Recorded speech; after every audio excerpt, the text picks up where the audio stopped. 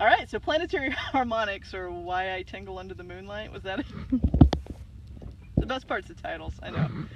Okay, so planetary stuff, and also what the astrologers are really talking about, and why I care whenever I talk about it. So, you got the Earth, right? Inside the Earth, you have a molten lead-nickel core. That molten lead-nickel core also has radioactivity going on.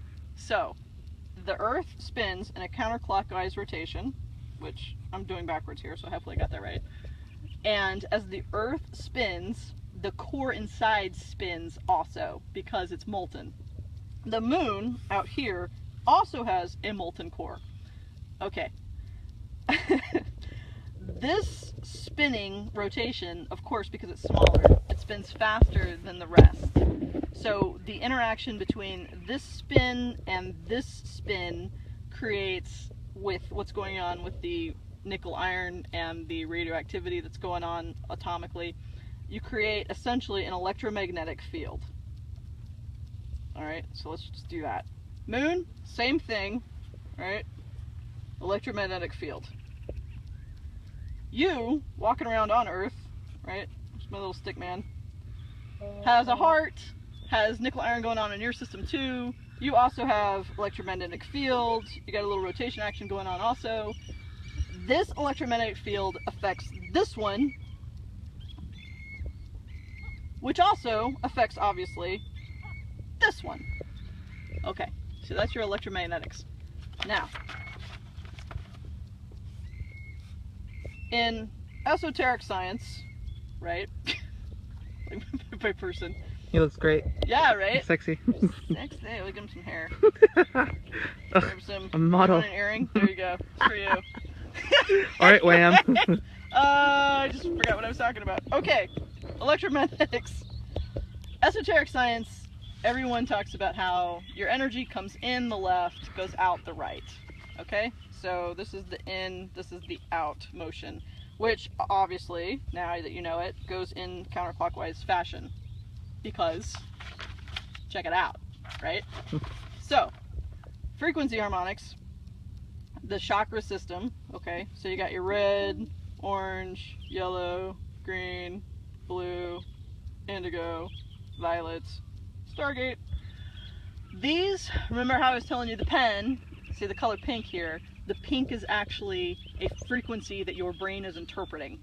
It's the 1 to 200 nanometer range, right? Looks like that, right? The other ones look a little bit longer. The colors of the chakra system, oh, and I'm doing that backwards now.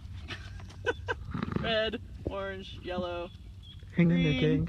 Huh? Hang in there, gang. Violet, stargate, probably white. Yay! Okay.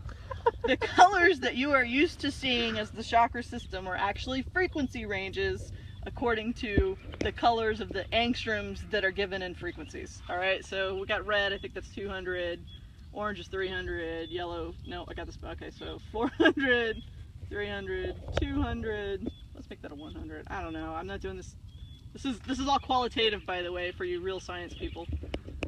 600, 900, okay, so we're not going to go too seriously about this, because, no, yes we are, I know what this stuff is. Alright. I'm redoing my man. I'm redoing my man. I'm redoing my man, my George Michael little earring here for Eamon. Thanks, Wham. We gotta give him a better haircut, though. Give him a mullet. You want him to have a mullet? Alright, he's got a mullet. Check that out. Sexy. Yeah, you want some, like, what are the sneakers you like with the big freaking, like... Anyway, let's go back to chakras. Okay. Let's call him Nick. Red, orange, yellow, green, blue, indigo, violet, stargate, stargate 1000, 900, So on and so forth. Huh? So on and so forth. Hey, look, man. Oops. You're gonna make sure he's vibrating the right way. I got it! Red, orange, yellow, green, blue, indigo, violet. White. Red, orange, yellow, green, blue, indigo, violet. know what? Okay, that's close enough for now. Alright, when people talk about chakras and the frequency ranges, okay, so my root chakra, that's all about security and stability.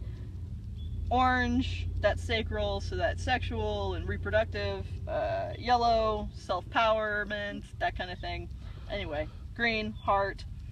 As you shed distortions, like say worthiness, a worthiness distortion may appear like down in here in the red root chakras. It may appear in the, I guess worthiness may actually appear in all of them, really. Can't speak your truth, that usually shows up here in the 600s in the throat area. So these colors that you know as chakra points and know them as colors, it's because they actually pertain to a frequency range. Your brain interprets that as the color. So some of you who can see auras, what you're actually seeing is the electromagnetic field of the person themselves. If you see any kind of, in some healing modalities, they talk about, I see, you know, like blackness or cloudiness or whatever. You're actually seeing distortion. You're seeing these distorted sine waves in that chakra range, whatever it is that affects that person. And where was I going with this? Oh, yes. So you are an electromagnetic field. You have frequency ranges that you are working with. You have distortions within those frequency ranges based on the beliefs that you have taken and pulled into yourself, and can choose to release when you see it experienced and say, I want that released because I know there's only love that is true. Why are you affected by the moon? Why do I tingle? Why do I tingle in the moonlight? Let me go back to my moon. Alright, so you, with your frequency ranges and your little chakra system working around here on the earth, as the moon's field interacts with the earth's field, okay, so when it's a full moon, let's just do full moon versus new moon. If you're new moon, right, they usually say esoterically that you feel more inside. It's more of a way to go inside and determine what it is that you want and what are your internal feelings about things. That is because the moon is actually not as interactive with the earth itself. So it's kind of like a backing down on the electromagnetic fields between the three of you. When the moon is full, and they always talk about how people act up and they end up in the emergency rooms. Emergency rooms are always full when there's a full moon out. It's because the moon is actually interacting more based on the location of it, and all these fields are being affected because of it. So the distortions that are active in your field when it's a full moon are getting amped up because of the way all three of you work together. When the moon is new and it's actually in shadow, your distortion fields are down. I don't have a word for amped down. What is that? Pressed? I don't know. Down. So you don't have as much acting out distortion-wise. No matter what, if you work instead of keeping these distortions and having stuff experienced, again, as you go out through your day and see things that come to you in phase conjugation that are not love, you release it, you actually remove those distortions out, you rise in frequency, and you become closer to the frequency of source that you truly are. That is the heaven on earth. That is the I want to experience nothing but love, peace, and bliss. And if I see things, because you're still going to be in the same realm here, if I see things go on, we call it the battlefield. You're up here in love, peace, and bliss, and you're down here looking at the battlefield, right? You turn on the TV and you see whatever the hell's going on with that. You see it, but you're not affected in it by anymore because you don't have the distortions to resonate with it. So you can stay in love, peace, and bliss all the time and have a great deal with it. You attract others that are in your same phase conjugation of love, peace, and bliss. So you end up with a whole crew that's just fantastically in love, peace, and bliss, and who don't want that? All right, so let's stop it here. Love. Love. Freaky.